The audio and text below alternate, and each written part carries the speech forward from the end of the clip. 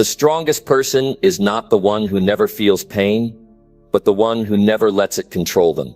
Your ability to remain calm in the storm defines your success. True confidence is found in being unbothered by what you can't control. Do you ever feel like life's challenges are getting the best of you?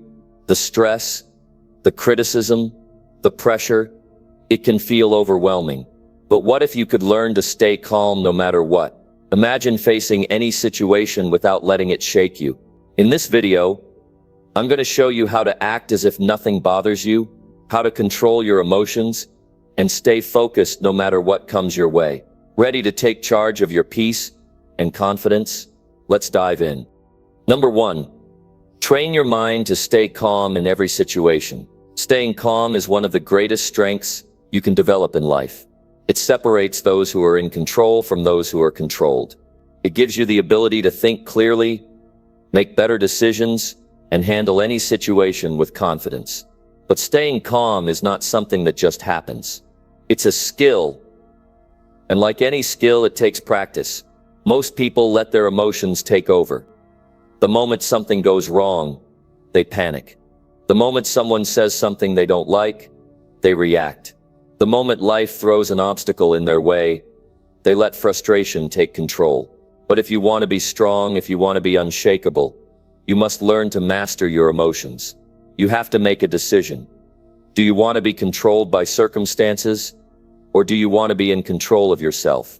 Because the truth is, nothing outside of you has the power to break you unless you allow it. People can say things, problems can arise, plans can fall apart, but none of these things can disturb you unless you give them permission. And that's what training your mind is all about. Taking back that control. Refusing to let anything shake you. Learning to stay calm no matter what. The first step in training your mind is to create space between what happens and how you respond. Most people don't think before they react. They let emotions take over instantly. They hear something they don't like, and they snap. They face a setback and they break down. But if you want to stay calm, you must learn to pause. The moment something happens, stop. Take a breath, give yourself a moment before you respond. That small pause gives you power. It stops you from reacting emotionally and allows you to act with wisdom. The second step is to stop taking everything personally. One of the biggest reasons people lose their calm is because they take everything as a personal attack. Someone criticizes them and they feel insulted. Someone disagrees with them and they feel offended. But the truth is, most of the time it's not about you. People's opinions, their actions, their words, they are a reflection of them, not you. If someone is rude, that's their problem. If someone doubts you, that's their limitation. When you stop taking everything personally, you stop giving others power over your emotions. The third step is to focus on solutions instead of problems. When something goes wrong, most people get stuck in the problem. They complain, they stress, they overthink. But none of that helps. If you want to stay calm, train your mind to focus on solutions. Instead of asking, why did this happen? Ask, what can I do next? Instead of dwelling on the issue, look for the next step. The faster you shift your focus from problems to solutions, the calmer and stronger you become. The fourth step is to practice emotional discipline. Just like physical strength is built through training, emotional strength is built through discipline. This means not letting small things disturb you. Someone disagrees with you. Stay calm. A plan doesn't go as expected. Stay calm. You face an unexpected challenge. Stay calm. The more you practice staying in control, the stronger your mind becomes. The fifth step is to build your self-confidence. A strong mind comes from knowing who you are and believing in yourself. When you doubt yourself, every little thing shakes you. But when you have confidence, nothing can break you. Confidence comes from preparation, from experience, and from trusting yourself. The more you work on your skills, your knowledge, and your mindset, the more secure you become. And when you are secure in yourself, you don't need to prove anything to anyone. You don't let criticism, failure, or setbacks shake you. You stay calm because you know who you are.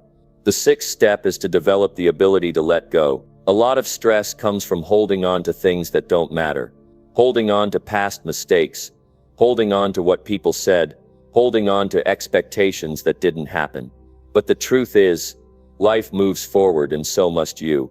If something is out of your control, let it go. If something didn't work out, learn from it and move on. The more you practice letting go, the lighter and calmer you become. The seventh step is to surround yourself with calm and focused people. The people around you influence your mindset. If you spend time with people who are always stressed, always complaining, always losing control, you will pick up those habits. But if you surround yourself with people who are calm, who think before they act, who stay focused no matter what, you will learn to do the same. Choose your environment wisely. The eighth step is to take care of your body and mind. A strong mind comes from a strong body. When you are tired, stressed, and unhealthy, it's much harder to stay calm.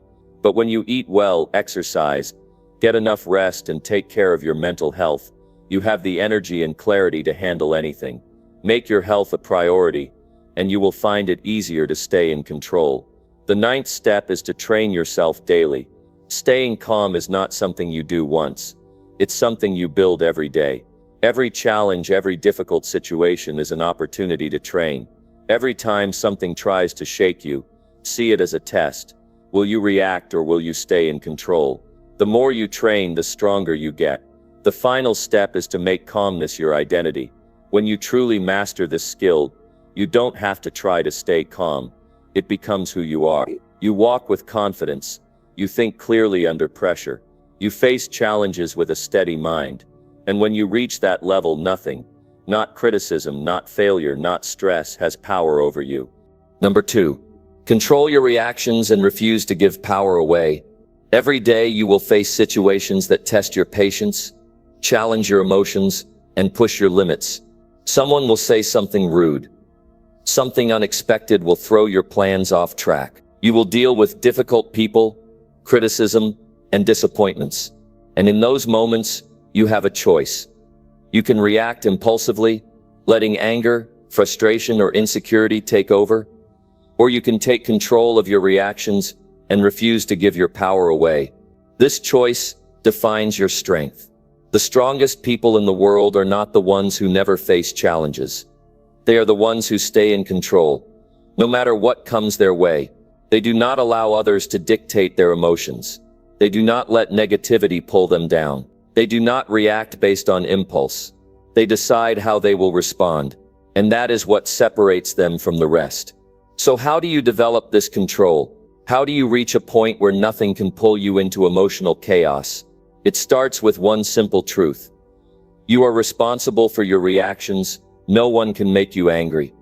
No one can force you to feel offended. No one can control your emotions unless you allow them to. The moment you understand this, you take back your power. The first step is to stop reacting immediately. Most people respond without thinking. Someone insults them and they lash out. Someone disagrees with them and they argue. Someone disappoints them and they let frustration take over. But when you react without thinking, you give control to the situation. You let external forces dictate your emotions. If you want to stay in control, you must pause before responding. That short pause is the difference between being controlled and being in control. The second step is to understand that emotional reactions are often based on ego. When someone says something offensive, why do people react strongly? Because their ego feels attacked. They feel the need to defend themselves. But a secure person does not need to prove anything. A confident person does not feel the need to react to every opinion. The more secure you are in yourself, the less reactive you become. The third step is to shift from reaction to response. A reaction is emotional. A response is intentional. When something upsets you, instead of reacting, take a moment to ask yourself, what is the best way to handle this? Most of the time, the best response is no response. Not everything deserves your energy. Not everything requires your attention. When you learn to choose your battles, you protect your peace. The fourth step is to stop giving people power over you. If someone's words can ruin your mood, they have power over you. If someone's actions can control your emotions, they have power over you. But when you decide that no one else gets to dictate how you feel, you become truly free. No one's negativity can touch you. No one's behavior can shake you. You decide how you feel, and that is the ultimate strength. The fifth step is to build emotional endurance. Life will always test you. People will always challenge you, but every challenge is an opportunity to train yourself. The more you practice staying in control, the stronger you become. The next time someone tries to provoke you, stay calm. The next time a situation tries to frustrate you, breathe and step back. Every time you resist the urge to react, you gain more power over yourself. The sixth step is to remove yourself from negativity. Some people thrive on drama. They try to pull you into arguments. They want to see you lose control, but the best way to win is to refuse to engage. If someone constantly triggers negativity in you, distance yourself. Protect your energy. Not everything requires your participation. The seventh step is to train your mind to stay logical under pressure.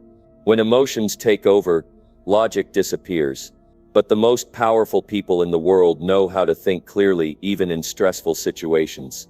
They do not let emotions cloud their judgment.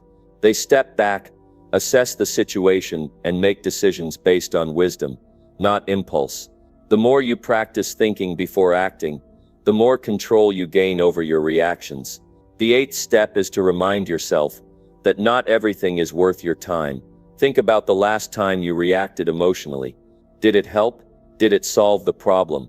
Or did it just drain your energy? Most emotional reactions do not lead to solutions. They only create more stress. If something will not matter in the long run, do not waste your energy on it now. The ninth step is to develop self-awareness. Pay attention to what triggers you. What situations make you react emotionally? What words make you feel defensive? The more aware you are of your triggers, the more power you have to control your responses. Instead of falling into the same patterns, you can catch yourself and make a different choice. The 10th step is to practice patience. Impatience leads to impulsive reactions. When you are in a hurry, when you expect instant results, when you demand perfection from others, you set yourself up for frustration. But when you develop patience, you become unshakable. You understand that everything happens in its own time. You do not let small delays, setbacks, or disagreements control you. You remain steady. The 11th step is to detach from the need for approval. Many emotional reactions come from a deep desire to be liked, to be understood, to be respected. But the truth is, not everyone will agree with you. Not everyone will appreciate you. And that is okay. When you stop seeking validation from others, you stop reacting to their opinions. You live based on your values, not on other people's expectations. The 12th step is to replace emotional reactions with intentional action. If someone criticizes you, instead of getting defensive, ask yourself, is there any truth in this? If something does not go as planned, instead of getting frustrated, ask, what can I do to fix this? Every situation presents a choice: react emotionally, or take purposeful action. One makes you weak, the other makes you powerful. The 13th step is to keep your energy focused on what matters. Every time you react to negativity, you waste energy. Every time you let someone's words upset you, you give away your power. But when you stay focused on your goals, your purpose, and your growth, distractions lose their power. You do not have time for unnecessary drama. You do not waste energy on things that do not serve you. The 14th step is to practice gratitude.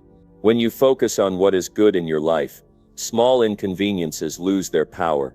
When you train yourself to see the bigger picture, you do not get stuck in minor problems. Gratitude shifts your perspective.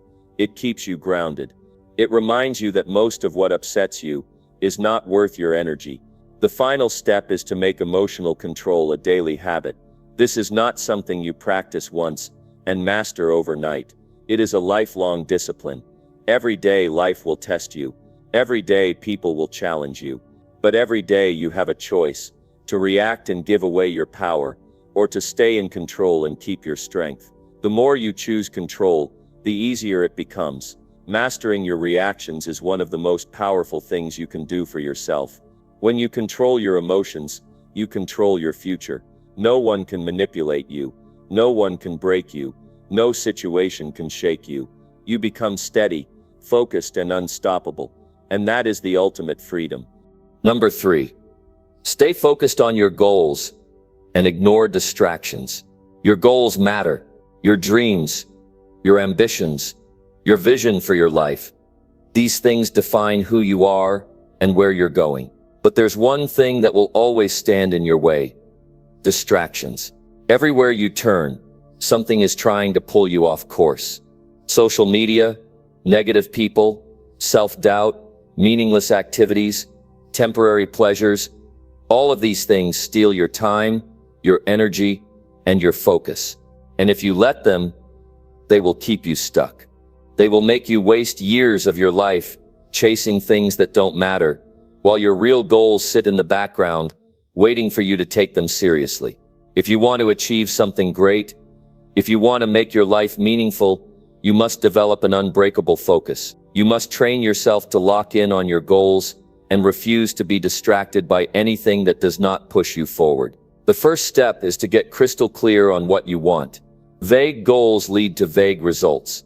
You can't just say, "I want to be successful," or "I want to do better."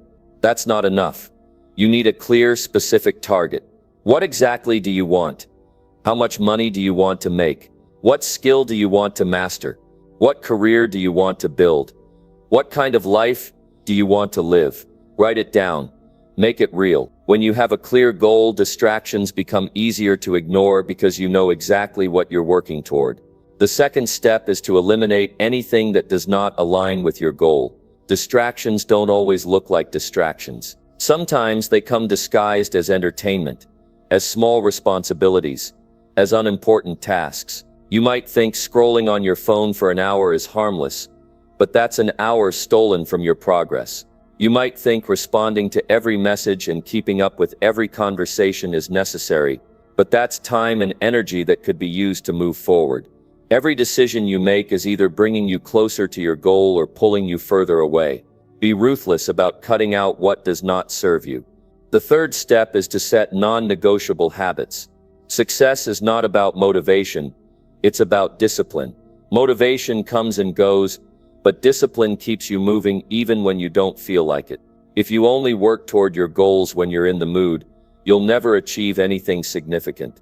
You need a system. Set a daily schedule for your work. Block out time for deep focus. Train yourself to follow through, no matter how you feel. The fourth step is to guard your mind against negativity. Distractions are not just external, they are also internal. Doubt, fear, and insecurity can pull you away from your path just as much as social media and time-wasting activities. The world is full of people who will tell you that you can't do it, that you're not good enough, that you should settle for less. But their words mean nothing unless you believe them. If you allow negative thoughts to take over, you will lose focus. If you let fear control you, you will hesitate. And hesitation kills progress. Train yourself to think in a way that fuels your growth. The fifth step is to master your environment. Your surroundings shape your focus more than you realize. If you are always around people who waste time, you will start wasting time. If you are always in places that distract you, your focus will suffer. If you are constantly exposed to negativity, it will drain your motivation. Control your environment. Surround yourself with people who inspire you. Work in spaces that keep you focused. Create a world around you that supports your success. The sixth step is to stop multitasking. Society tells you that doing many things at once is a sign of productivity. But in reality, multitasking is one of the biggest killers of focus. When you split your attention between multiple things, you don't do any of them well. Your mind is scattered, and your results suffer. Instead of trying to do everything at once, lock in on one task at a time. Give it your full effort. Finish it completely before moving on. This is how you produce real results. The seventh step is to build mental toughness. There will be days when you don't feel like working. There will be moments when distractions seem more appealing than progress. There will be challenges that make you question whether your goal is even possible. And this is where most people give up. But you are not most people. You must push through no matter what. Success is not given to those who work when it's convenient. It is earned by those who stay consistent even when it's hard. The eighth step is to manage your energy wisely. Focus is not just about time management. It's also about energy management. If you are constantly exhausted, if you are running on low energy, your ability to concentrate will suffer. Take care of your body. Get enough sleep. Eat well. Exercise. Avoid habits that drain your mental and physical energy. The stronger you feel, the easier it is to stay focused. The ninth step is to keep your eyes on long-term rewards. Distractions often seem appealing because they offer immediate pleasure. Watching TV, scrolling on your phone, going out every weekend. These things feel good in the moment, but they take you away from what truly matters.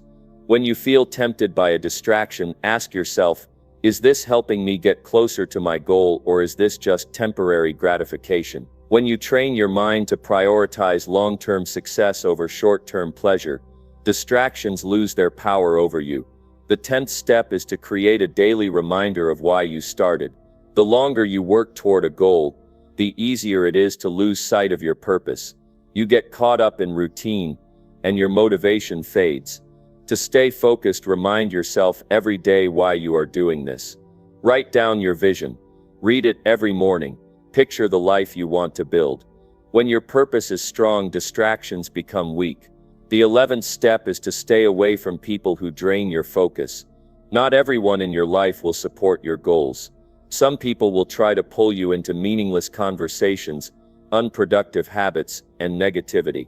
Others will criticize you, tell you it's impossible, or try to make you doubt yourself. These people are distractions in human form. If someone does not add value to your life, distance yourself. Protect your focus at all costs.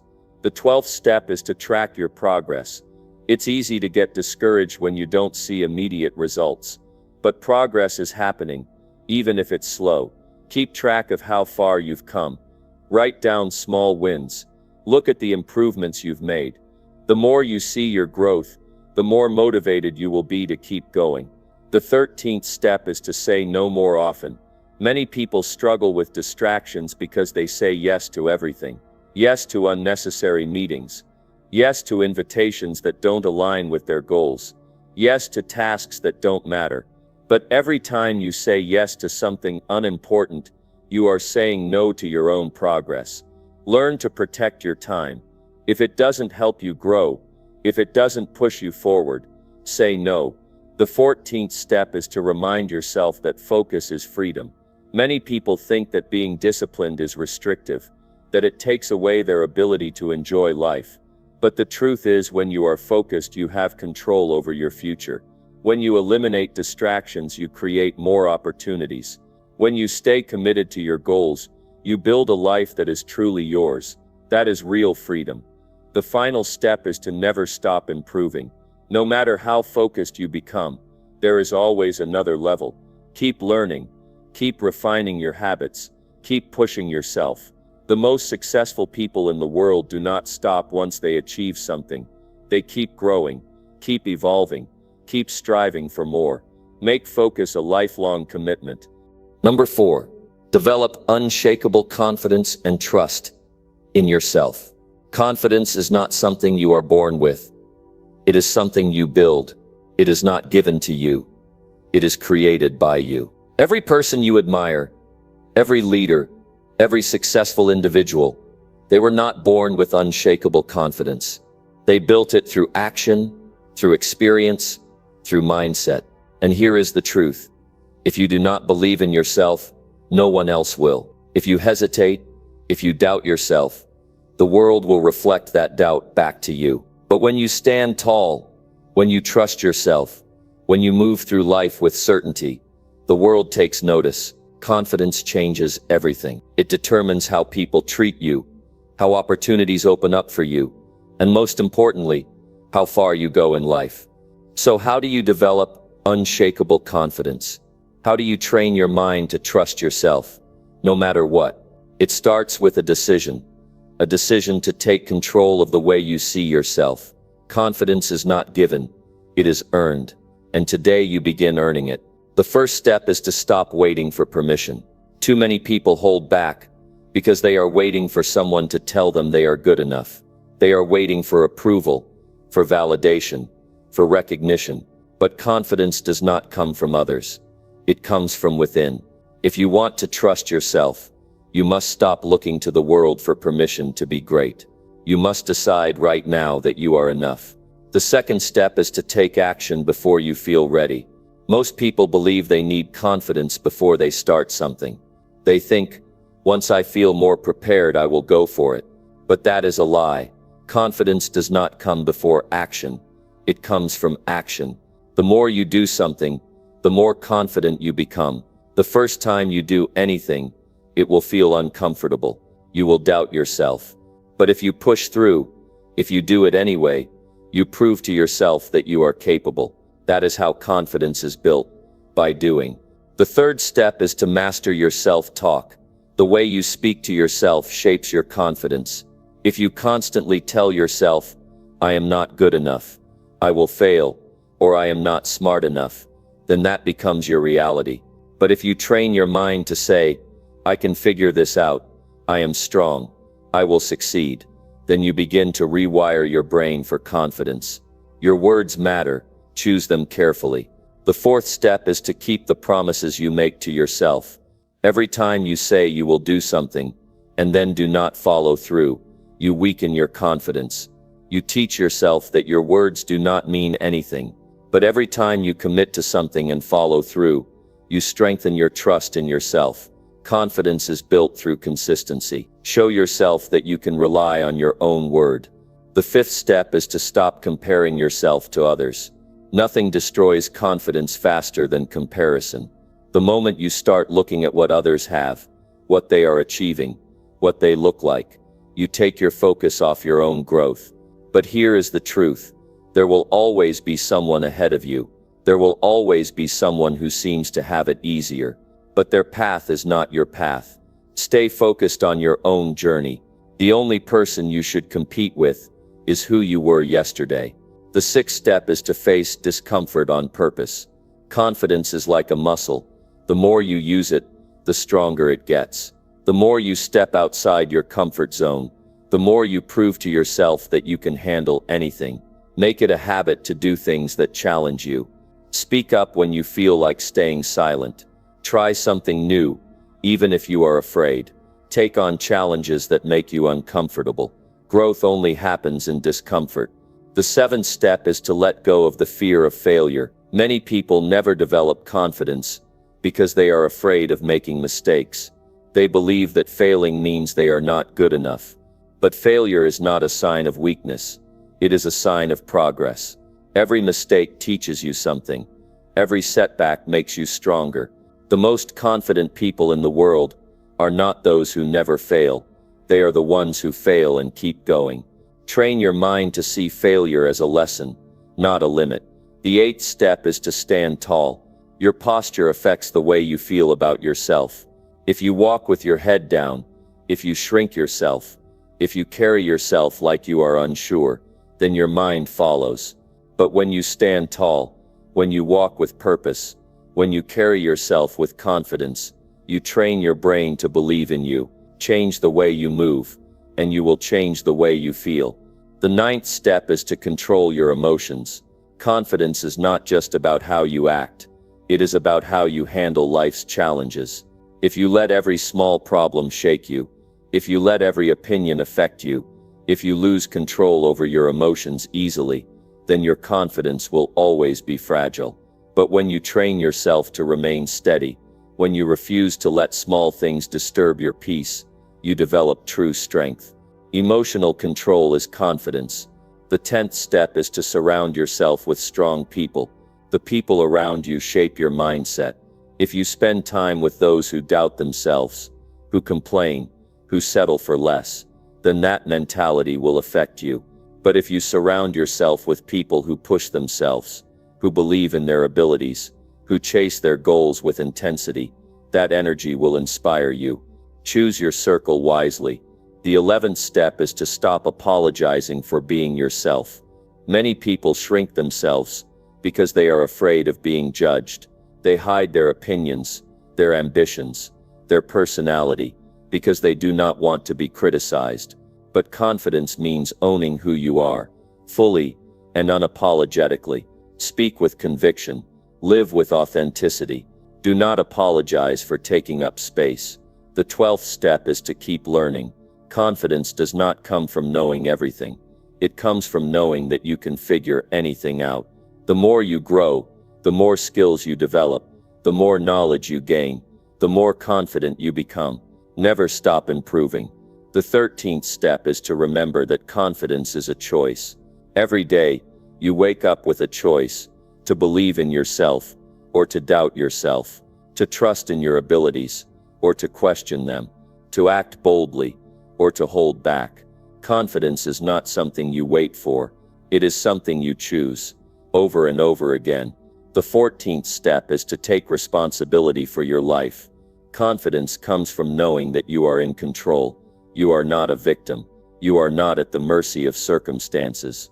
You are the one who decides how your life will go. The more responsibility you take, the more power you feel, and power fuels confidence. The final step is to never settle for self-doubt. The world will try to make you question yourself. People will try to make you play small. Challenges will try to break you. But confidence is about refusing to let any of that define you. It is about standing firm in who you are, knowing your worth, and moving through life with certainty. Number 5. Master your emotions and never let them control you. Emotions are powerful. They can push you forward, or they can hold you back. They can make you strong, or they can make you weak. If you let them take control, they will run your life. But if you master them, you will become unstoppable. Most people let their emotions dictate their actions. When they are angry, they lash out. When they are afraid, they hold back. When they are sad, they stop trying. They allow temporary feelings to make permanent decisions. And then they wonder why their lives feel out of control. The truth is, emotions are not the enemy. The problem is not that you feel things. The problem is when you let those feelings take over. You cannot allow emotions to dictate your choices. You cannot let temporary states determine your future. Mastering your emotions means using them as a tool, not letting them become your master. The first step to mastering your emotions is to take responsibility. Most people blame their emotions on external factors. They say, "He made me angry. That situation stressed me out. They hurt my feelings." But the truth is, no one can control how you feel unless you let them. You must stop giving power away. No situation, no person, no event should have the ability to control your emotional state. The second step is to separate feelings from actions. Just because you feel something does not mean you have to act on it. You might feel frustrated, but that does not mean you need to argue. You might feel afraid, but that does not mean you should run away. You might feel discouraged, but that does not mean you should give up. Train yourself to pause before reacting. Feelings come and go, but your actions create your reality. The third step is to stop reacting and start responding. There is a difference between reacting emotionally and responding logically. When you react, you are acting on impulse. When you respond, you are acting with control. The next time you feel a strong emotion, stop and ask yourself, is this reaction helping me? If it is not, do not let it control you. The fourth step is to understand your triggers. What makes you angry? What makes you anxious? What situations cause you to lose control? Most people go through life reacting the same way to the same situations, never stopping to analyze why. But when you identify your triggers, you gain power over them. You recognize them before they take over. The fifth step is to train your mind to stay calm. Emotional mastery is about control, and control starts with your thoughts. When something happens, how do you interpret it? Do you immediately assume the worst? Do you jump to conclusions? Do you let small things ruin your day? Calmness is a skill. You develop it by choosing better thoughts. Instead of saying this is terrible, train yourself to say I can handle this. Instead of saying this always happens to me, say I will find a solution. Control your thoughts, and you will control your emotions. The sixth step is to stop being ruled by fear. Fear is an emotion that keeps people stuck. It stops them from taking risks, from speaking up, from chasing their goals. But fear is just a feeling.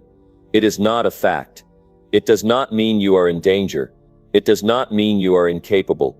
It only means you are stepping into the unknown. And the only way to overcome fear is to face it. Every time you act despite fear, you weaken its hold over you. The seventh step is to manage stress effectively. Stress is one of the biggest destroyers of emotional control. When you are overwhelmed, your emotions become harder to manage. You snap at people.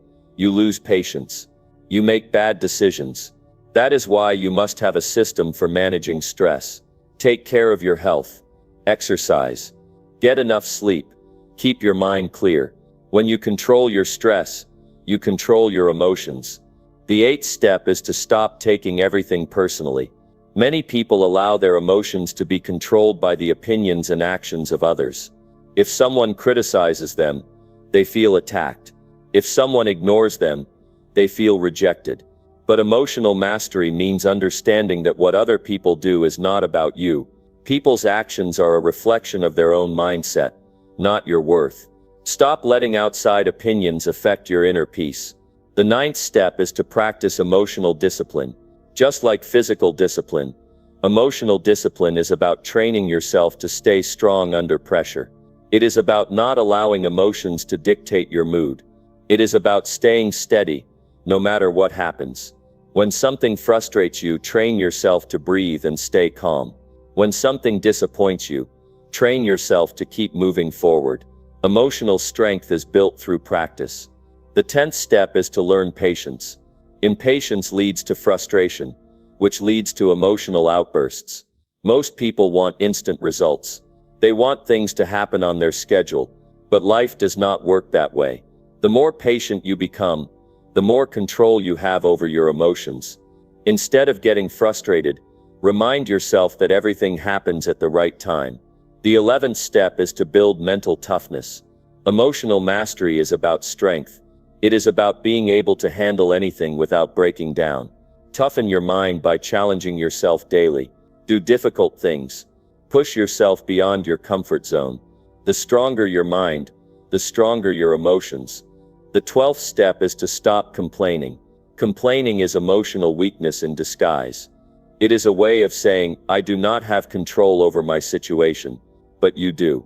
Instead of complaining, focus on solutions. Instead of focusing on what is wrong, focus on what you can change. The more solution-oriented you become, the less control emotions have over you. The 13th step is to create emotional boundaries. Not every argument needs your attention. Not every conflict needs your energy. Emotional mastery means knowing when to walk away. Protect your peace. If something does not serve you, do not engage in it. The 14th step is to stay in control, no matter what. Life will test you. People will try to provoke you. Situations will try to break you. But emotional mastery means staying calm, under pressure. It means refusing to give in to negativity. It means keeping your emotions in check, no matter what happens. The final step is to live with emotional freedom.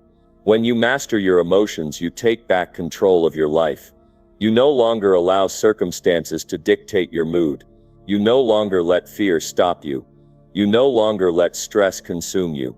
You move through life with strength, with clarity, with power. Number 6. Strengthen your mental toughness and stay unbothered always. Mental toughness is not something that comes naturally to everyone, but it is something that can be developed with intention and effort. It's the ability to push through challenges, to face adversity with strength, and to remain unshaken by the obstacles life throws at you. Life will throw curveballs. This is inevitable. But how you handle them defines your mental resilience. If you want to stay unbothered no matter what happens, you must first understand what mental toughness truly means and how to cultivate it. Mental toughness is not about ignoring your emotions or pretending that you don't feel stress or discomfort. It's about the ability to acknowledge those feelings without letting them take control of you. It's the ability to maintain focus and clarity, no matter what life throws at you. It is about being able to keep moving forward, even when things are tough. When you strengthen your mental toughness, you are essentially training yourself to stay unbothered. You learn how to protect your peace and focus on what really matters. This doesn't mean that you won't experience stress or frustration, but it means that these emotions won't control your decisions, actions, or mindset. You learn to respond instead of react. You gain control of your mindset, and that's where real power lies. The first step in developing mental toughness is learning how to stay calm under pressure. Life will challenge you in ways that are uncomfortable, but your ability to stay calm in those moments will separate you from everyone else. When pressure builds, most people panic or make decisions based on emotion, but mental toughness means keeping your head when others are losing theirs. It means taking a deep breath and responding logically, rather than emotionally. When you learn how to stay calm, you gain control of the situation, instead of letting the situation control you. The second step is to develop a strong sense of self-awareness. Mental toughness starts with knowing yourself. It's important to understand your triggers, your weaknesses, and your limitations, so that you can better manage your responses to them. When you know what causes you stress, what challenges you, or what causes you to feel weak, you can take proactive steps to manage those feelings before they get the best of you. Self-awareness gives you the power to recognize when your thoughts are not serving you, so you can shift your mindset before you spiral into negativity. Understanding yourself is the first key to building a resilient mindset. The third step is practicing resilience through adversity. Adversity is where mental toughness is tested. When things don't go as planned, when you face rejection, failure, or disappointment, the real test begins. It's easy to stay strong when things are going well, but mental toughness is about showing up when things are hard. When faced with a setback, ask yourself, what can I learn from this? How can I come out stronger? In every failure, there is a lesson. Resilient people don't view challenges as roadblocks. They view them as opportunities for growth. They don't give up in the face of adversity. They use adversity to build their mental strength. The fourth step is to create a routine that promotes mental clarity. The strongest people are those who have structured routines. They don't rely on motivation to get things done. They rely on consistency and discipline. The more organized you are in your daily habits, the less room there is for chaos to disrupt your mental peace. Whether it's setting goals, following through on commitments, or simply taking time for self-care, your routine is the backbone of your mental toughness. Routines bring order to your life, and when life feels orderly, it's easier to stay calm and focused under pressure. The fifth step is learning to embrace discomfort. Mental toughness is built through discomfort.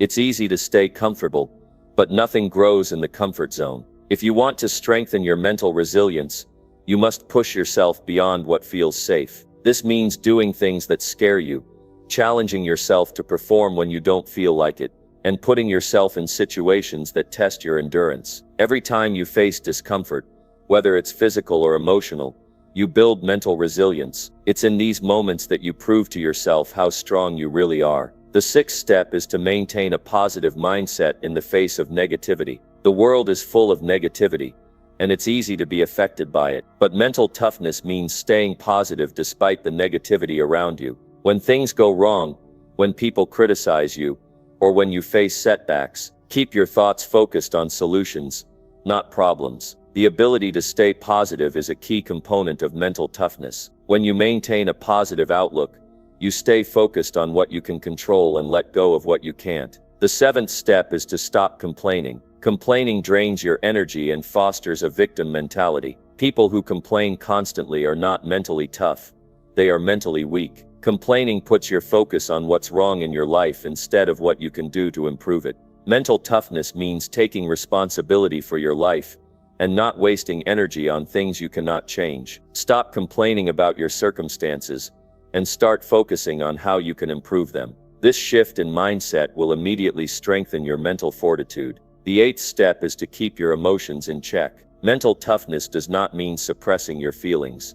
It means not allowing them to control your actions. Everyone experiences emotions and they're natural, but when you let your emotions dictate your decisions, you lose control of your life. Strong people acknowledge their emotions, but they don't let them run the show. Whether you're feeling angry, sad, or frustrated, take a moment to pause before reacting. Ask yourself, what do I need to do to stay calm and make the right decision? Emotional control is a fundamental aspect of mental toughness. The ninth step is to develop a never-quit attitude. Mental toughness is about not giving up, no matter how difficult things get. The most mentally tough people are those who have developed a relentless attitude toward their goals. They don't quit when things get tough.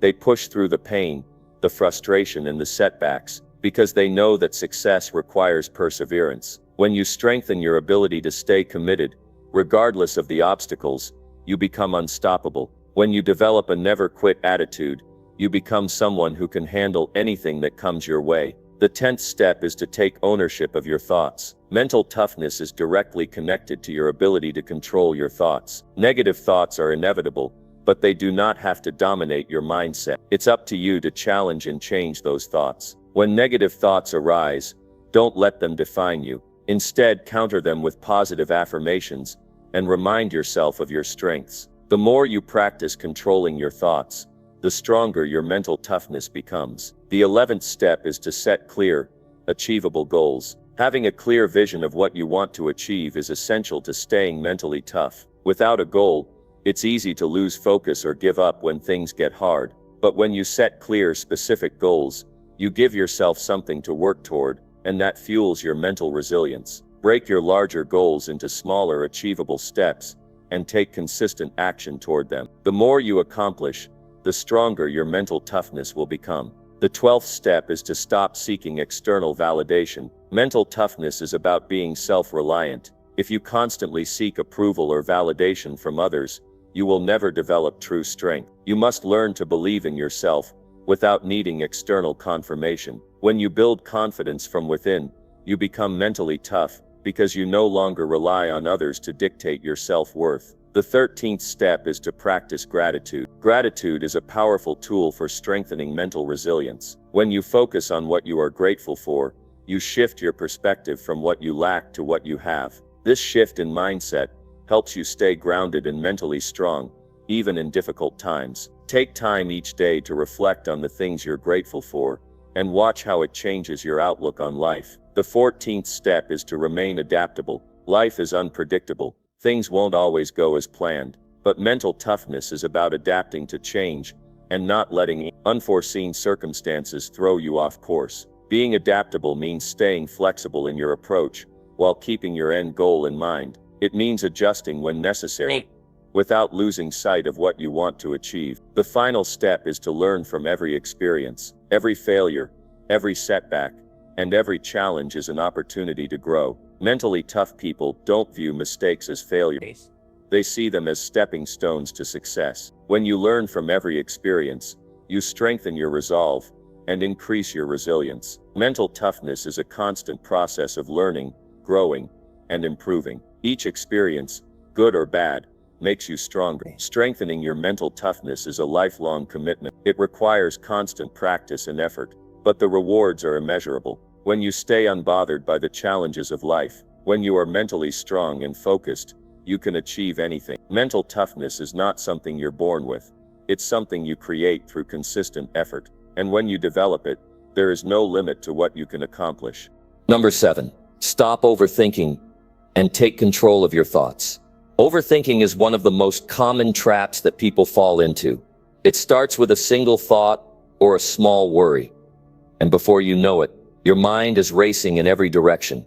You analyze every detail, imagine every possible scenario, and before you can even act, you've already exhausted yourself mentally. But the truth is, overthinking doesn't solve anything. It paralyzes you, drains your energy, and often makes problems seem far worse than they actually are. The key to mastering your thoughts and staying unbothered is to stop overthinking. You need to take control of your mind and make it work for you, not against you. The first step to stop overthinking is to recognize when it's happening. Overthinking can sneak up on you. It often starts with just a small worry or doubt, but soon it spirals into a never-ending loop of negative thoughts. You start questioning every decision, every word, every action. You second-guess yourself and get stuck in a cycle of what-ifs. The key is to catch yourself in these moments and immediately make the decision to stop. The longer you stay in this cycle, the harder it becomes to break free. So when you feel yourself starting to overthink, recognize it for what it is and choose to redirect your attention elsewhere. The second step is to train your mind to focus on solutions instead of problems. When you're overthinking, you're often focusing on what could go wrong. You're imagining worst-case scenarios, replaying past mistakes, and wondering if you made the right choice. But this kind of thinking does nothing to help you move forward. It only keeps you stuck. Instead of focusing on the problem, shift your focus to the solution. Ask yourself, what can I do to make this better? How can I solve this? When you train your mind to focus on what can be done, rather than what went wrong, you give yourself a sense of control and purpose. This shift in perspective will reduce anxiety and prevent you from spiraling into overthinking. The third step is to take action, even if it's imperfect. Overthinking often comes from a place of fear or doubt. You're afraid of making the wrong decision, of failing, or of not being good enough. But here's the truth. You will never have all the answers. Perfection doesn't exist, and there will always be uncertainty. The only way to get out of your head and stop overthinking is to take action. Even if you don't know exactly what will happen, do something. Take the first step, even if it's small. Action creates momentum, and momentum will push you forward, making it easier to stop overthinking and get out of your head. The fourth step is to set a time limit on decision-making. One of the reasons we overthink is because we feel like we need to make the perfect decision. We feel the pressure to analyze every angle, consider every possible outcome, and think through every possible scenario. But this level of analysis is unnecessary and time-consuming. Set a time limit for making decisions, whether it's 5 minutes, 10 minutes, or an hour. Decide ahead of time how much time you're going to spend thinking about a decision. Once that time is up, make a choice and move on. You'll be amazed at how much easier it is to make decisions when you don't let them consume you. The fifth step is to change your environment. Overthinking often happens when you're alone with your thoughts, especially when you're not doing anything productive. It's easy to get stuck in your head when you have too much time to think. To break the cycle of overthinking, change your environment. Go for a walk, listen to music, talk to a friend, or do something physical. By doing something different, you interrupt the thought process and give your mind a break. Physical movement, especially, helps clear your mind and reduce stress. The more you break the cycle of overthinking with positive distractions, the easier it will be to stay focused and calm. The sixth step is to practice mindfulness and meditation. Your thoughts are constantly flowing, and often they pull you in every direction. Mindfulness is the practice of being present in the moment, without judgment or analysis. It's about observing your thoughts without getting attached to them. When you practice mindfulness, you learn to observe your thoughts, notice when you're starting to overthink, and then let go of those thoughts without holding on to them. Meditation is a powerful tool to help you quiet your mind and bring you back to the present moment. With regular practice, you'll find it easier to stop overthinking and stay grounded in the here and now. The seventh step is to let go of the need for control. Overthinking often comes from a desire to control everything. We want to make the perfect decision, avoid any mistakes, and ensure that everything goes according to plan. But the truth is, control is an illusion. There is only so much you can control, and trying to control everything will only lead to frustration and anxiety. Learn to accept that you cannot control everything. Life will happen whether you overthink it or not. Let go of the need for perfection and embrace the uncertainty. Trust that things will work out and that you will be able to handle whatever comes your way. The eighth step is to challenge negative thoughts. When you overthink, your mind often drifts into negative thinking. You focus on what could go wrong, what you're doing wrong, or what might happen in the future. Negative thoughts feed the cycle of overthinking, making it harder to break free. To stop overthinking, you need to challenge those negative thoughts. Ask yourself, is this thought helpful? Is this thought based on reality, or is it just a fear? What is the evidence for and against this thought? When you question negative thoughts, you'll often find that they're exaggerated or unfounded. This will help you break the pattern of overthinking and regain control of your mind. The ninth step is to practice self-compassion. Overthinking often comes from a place of self-doubt and fear of making mistakes. When you make a mistake, you replay it in your mind, overanalyzing every detail. You beat yourself up over things you can't change. But this kind of thinking only makes things worse. Instead, practice self-compassion. Treat yourself with kindness and understanding. Understand that you're human, and you will make mistakes. Mistakes are a natural part of growth and learning. When you stop criticizing yourself and accept that it's okay to not have all the answers, you free yourself from the need to overthink everything. The 10th step is to focus on what you can control. Overthinking often happens when we worry about things beyond our control. We ruminate on the past, the future, or things that are outside of our influence. But the key to stopping overthinking is to focus on what you can control in the present moment. What can you do right now to make things better? Focus on your actions, your attitude, and your responses. The more you focus on the present and what you can control, the less time you'll spend in your head. The 11th step is to stop worrying about what others think. Overthinking is often fueled by a fear of judgment. You wonder if others will approve of your decisions, if you're doing the right thing, or if you'll make a mistake in front of others. But worrying about what others think is a waste of energy. People are more focused on their own lives than on judging yours. When you stop worrying about others' opinions, you free yourself from the cycle of overthinking. You realize that your decisions are yours to make, and you don't need validation from others to move forward. The 12th step is to simplify your choices. One of the reasons we overthink is because we have too many options. The more choices we have, the more we analyze and second-guess each one. To stop overthinking, simplify your choices. Narrow down your options, and focus on what's most important. By making fewer decisions, you reduce the mental clutter, and make it easier to focus on the task at hand. Simplicity leads to clarity, and clarity leads to action. The final step is to trust yourself.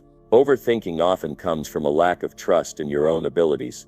You question your decisions, your judgment, and your capacity to handle challenges. But when you trust yourself, you stop second-guessing every move you make. You trust that you are capable of making the right decision, even if it's not perfect. When you trust yourself, you eliminate the need to overthink, because you have confidence in your ability to handle whatever comes your way. Stopping overthinking is not an overnight process. It requires practice, awareness, and a commitment to change. But once you take control of your thoughts, you will find that your mind becomes a powerful ally. When you stop overthinking, you stop wasting energy on things that don't matter, and start focusing on what really does. You regain control of your life, and move forward with clarity and confidence. Number 8. Remain composed under pressure and never show weakness. Remaining composed under pressure is one of the greatest skills you can develop in life. It's not something you're born with, but something that can be cultivated through practice and focus. Every single person, no matter how successful or confident they may seem, faces pressure. The difference between those who rise above it and those who crumble under it is their ability to stay composed in the face of adversity. It's about maintaining a calm and controlled demeanor when everything around you seems to be falling apart. It's about not letting your emotions dictate your actions in those critical moments. Pressure comes in many forms. It can be in the workplace, at home, or even during moments of personal crisis. No matter where it comes from, how you respond is what defines your character. The most important thing to understand is that pressure itself is not the enemy. Pressure is a natural part of life. It's how you react to pressure that determines whether it will help or hurt you. The first step in remaining composed under pressure is recognizing that pressure is temporary. The feelings of stress, anxiety, and discomfort you might feel in a tough situation are all temporary. They will pass. It's easy to let yourself get overwhelmed by the immediate intensity of the situation, but remember, it's just a moment in time. This mindset shift is critical. It reminds you that no matter how overwhelming things may seem, it will not last forever. You will get through it, and you will be stronger because of it. When you remind yourself of this truth, you free yourself from the paralyzing fear that comes with pressure. The second step is learning to breathe through the pressure.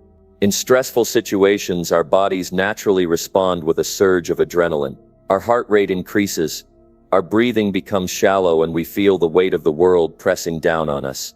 In these moments, the simple act of breathing deeply and slowly can make all the difference. Deep breathing has the power to calm the nervous system, reduce anxiety, and refocus your mind.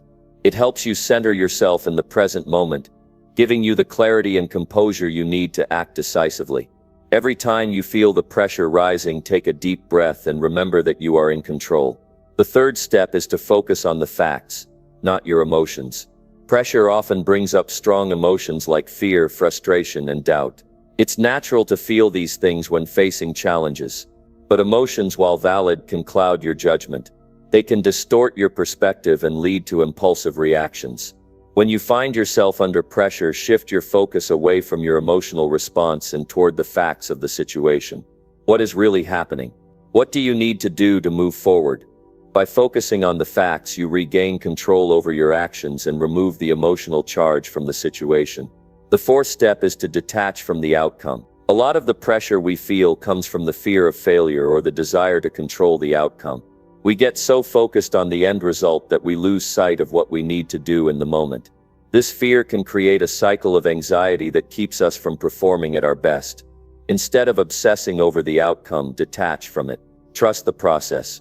Focus on doing what you can in the present moment, and let go of your need to control everything. When you release the pressure to achieve a specific outcome, you allow yourself to act with a clear mind and a calm demeanor. This shift in mindset gives you the space to make better decisions and perform at your highest level regardless of what happens next. The fifth step is to embrace the challenge. Many people view pressure as a negative force, something to be avoided at all costs. But the truth is, pressure can be a powerful motivator. It's the driving force behind growth and improvement. When you face pressure, you have an opportunity to prove what you're capable of. Instead of shying away from the challenge, embrace it. Recognize that the pressure you feel is a sign that you are pushing yourself beyond your comfort zone. This is where growth happens. When you embrace the pressure, you shift your perspective from one of fear to one of excitement. The challenge becomes a stepping stone, not an obstacle. The sixth step is to trust in your preparation. Pressure often leads to self-doubt. When things get tough, it's easy to question whether you are capable of handling the situation. This is where preparation comes in. The more you prepare for difficult situations, the more confident and composed you will feel when pressure arises. Preparation gives you the tools and the mindset to handle whatever comes your way. It doesn't matter how challenging the situation is, if you've prepared yourself mentally, physically, and emotionally, you will be able to handle it with poise. Preparation breeds confidence, and confidence allows you to remain calm under pressure. The seventh step is to maintain perspective. It's easy to lose sight of the bigger picture when you're caught up in a high-pressure situation. You become fixated on the immediate problem, and everything else fades into the background. But in these moments, it's important to take a step back and remember the broader context. Is this challenge truly as significant as it feels in the moment? Will it matter a year from now, 5 years from now, or 10 years from now? When you gain perspective, you realize that many of the things you worry about in the heat of the moment are not as critical as they seem. This shift in perspective helps you maintain composure because you realize that not every challenge is life or death. The eighth step is to remain solution-focused. When under pressure, it's easy to get caught up in the problem. You might replay the same thoughts over and over in your head, stuck in a cycle of frustration and uncertainty. But the key to staying composed is to focus on solutions, not problems. Ask yourself, what can I do to solve this? What steps can I take right now to move forward? When you approach the situation with a mindset of problem solving, you immediately shift from a passive, reactive state to an active, proactive one. You stop dwelling on the pressure itself and start working toward a resolution. This approach helps you remain calm and collected, no matter how intense the pressure may be. The ninth step is to practice resilience. Resilience is the ability to bounce back from adversity and stay strong in the face of difficulty. Pressure can break some people, but resilient individuals use pressure as fuel. They don't allow setbacks to define them. Instead, they use those setbacks as stepping stones to grow stronger. If you want to remain composed under pressure, you must develop resilience. This doesn't mean you won't face challenges, but it means that you will always find a way to rise above them. Resilience is built through experience. Every time you face a challenge and come out on the other side, you build your resilience. This is why pressure is so valuable. It gives you the opportunity to strengthen your resilience. The 10th step is to never show weakness, even when you feel it. Showing weakness can be tempting in moments of pressure. It's natural to want to vent, to seek sympathy, or to let others know how tough things are. But showing weakness, especially in high-pressure situations, can undermine your ability to remain composed. It signals to others that you are struggling, which can make them lose confidence in you. Instead, maintain a composed and confident exterior. This doesn't mean you have to hide your feelings or pretend that everything is perfect, but it does mean that you maintain a sense of strength and control.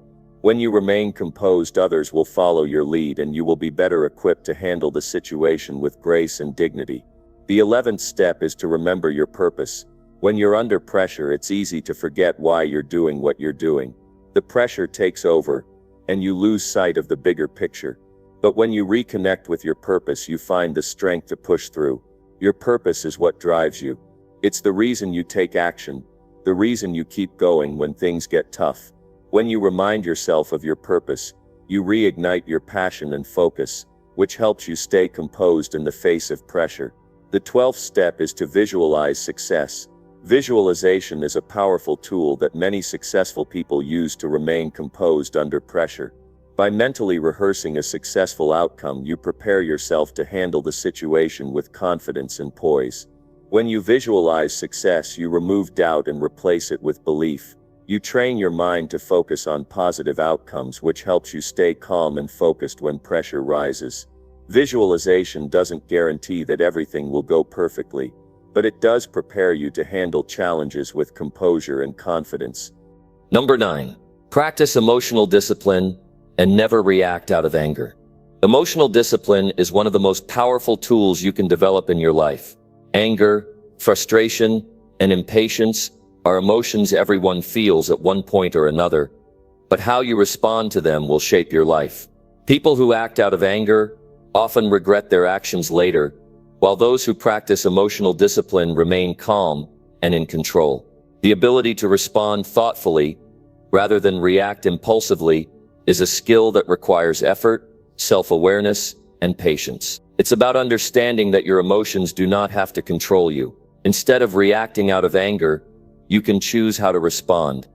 And in doing so, you become the master of your own behavior. First, you must recognize that anger is a natural emotion. It's a human response that comes from feeling threatened, frustrated, or misunderstood. Anger is not inherently bad, but how you handle it makes all the difference. The key is not to suppress your anger or deny it, but to learn how to manage it. When you ignore your anger, it festers and grows, often leading to explosive outbursts at the worst times. On the other hand, when you acknowledge your anger and take steps to manage it, you can diffuse it before it has a chance to take control of your actions. The first step in practicing emotional discipline is to create awareness of your triggers. Understanding what makes you angry is critical to preventing emotional reactions. Some people get angry when they feel disrespected, others when they feel unheard, and some might get upset when things don't go as planned. Recognizing what triggers your anger helps you prepare for these situations. Once you know what pushes your buttons, you can create a plan for how to respond calmly instead of reacting impulsively. For instance, if you know that being interrupted in conversations frustrates you, practice taking a deep breath and waiting for the other person to finish before speaking. Next, take time to pause. It sounds simple, but in the heat of the moment, it can be difficult to stop and think before responding. The instinct when we're angry is to lash out, speak our minds, or react immediately, but this rarely produces the results we want. Taking a pause, even if it's just a few seconds, gives you time to breathe, collect your thoughts, and respond intentionally rather than reacting without thought. In these moments, your mind is racing, your heart rate is up, and you feel like you need to act right away. But it's in these moments that the pause becomes the most valuable. That brief moment of stillness allows you to gain control of your emotions before they control you. During this pause, you must practice deep breathing.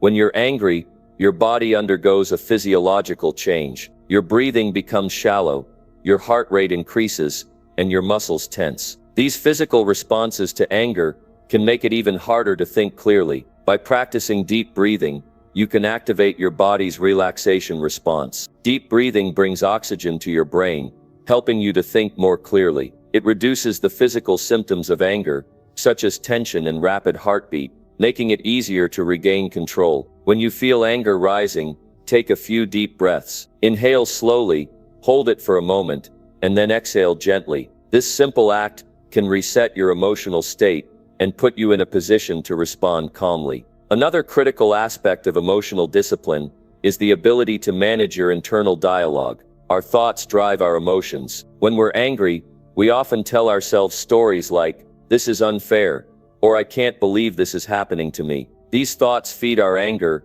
and make the situation worse. The key to emotional discipline is to challenge these negative thoughts and replace them with more rational, objective ones. Instead of saying, "This is so unfair, I can't believe this is happening," try thinking, "This situation is frustrating, but I can handle it." By changing your internal narrative, you can shift your emotional state from one of anger to one of control. Your mind has the power to change how you feel, and it all starts with your thoughts. It's also important to recognize that reacting out of anger often leads to poor decisions. When you act out of anger, your judgment is clouded, and you may say or do things you'll regret later. If you've ever been in a situation where you acted impulsively in anger, you know that it doesn't lead to productive outcomes. It's important to remember that the best decisions are made when you are calm, clear-headed, and in control of your emotions. By choosing to respond thoughtfully rather than react impulsively, you are more likely to make decisions that are in your best interest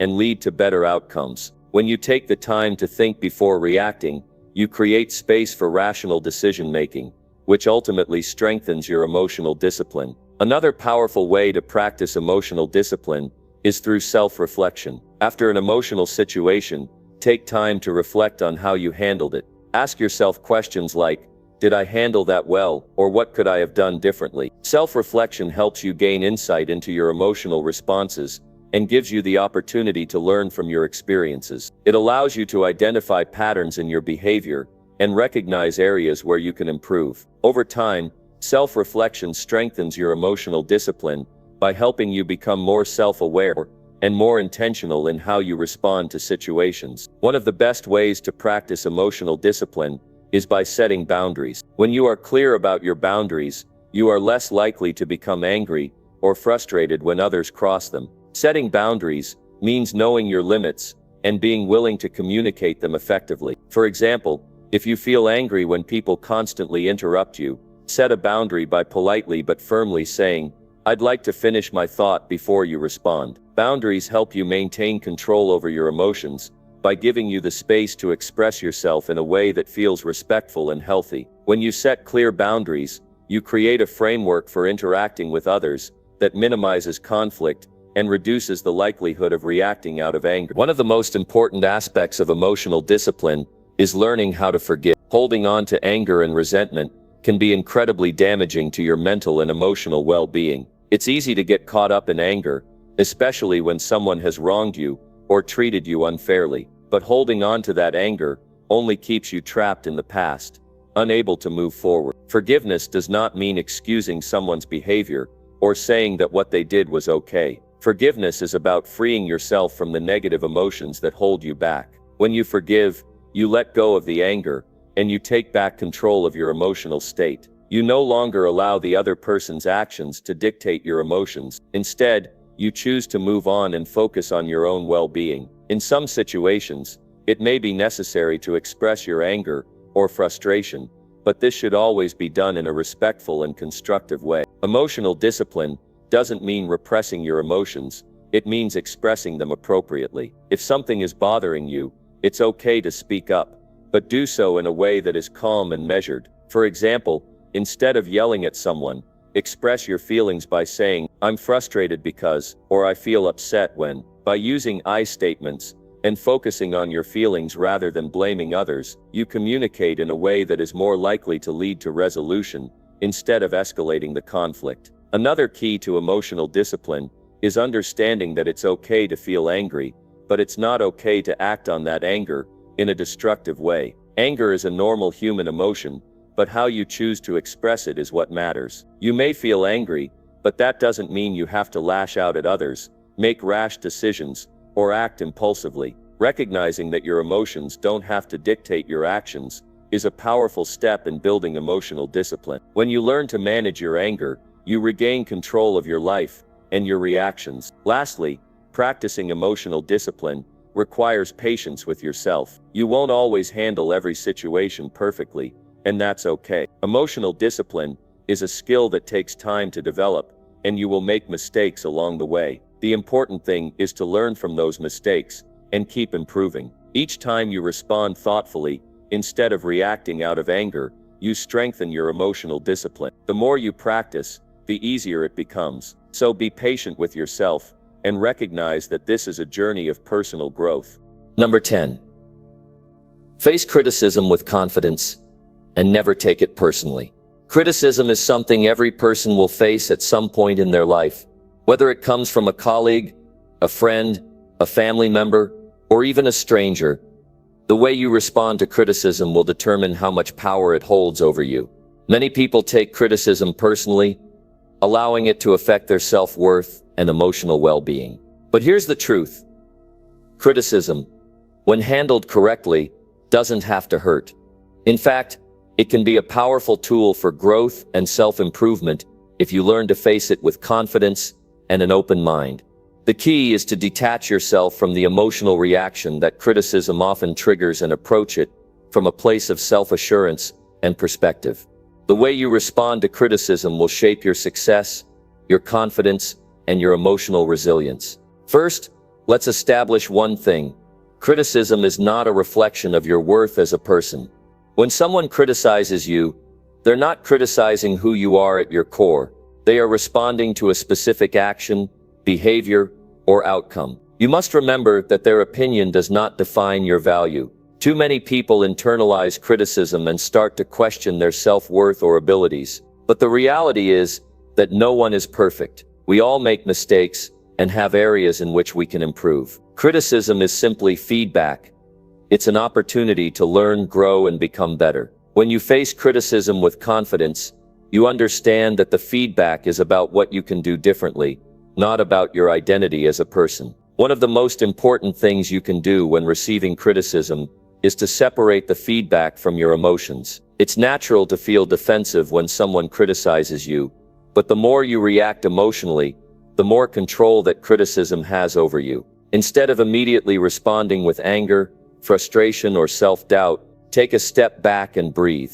Give yourself some space to process the criticism before reacting. When you respond from a calm, composed place, you're better able to take the information in without letting it negatively affect you. You gain more control over your emotions and avoid falling into the trap of taking things personally. An effective strategy for facing criticism with confidence is to actively listen to the feedback being given. Rather than immediately dismissing or defending yourself, truly listen to what the person is saying. Often when we're criticized, our initial instinct is to explain ourselves, justify our actions, or defend our decisions. But this defensive approach only makes it harder to learn from the feedback. When you listen actively, you open yourself up to growth and improvement. Ask questions if you need clarification, and focus on understanding the underlying message behind the criticism. Even if the criticism feels harsh, there is often valuable information in it that can help you improve. Another important aspect of facing criticism with confidence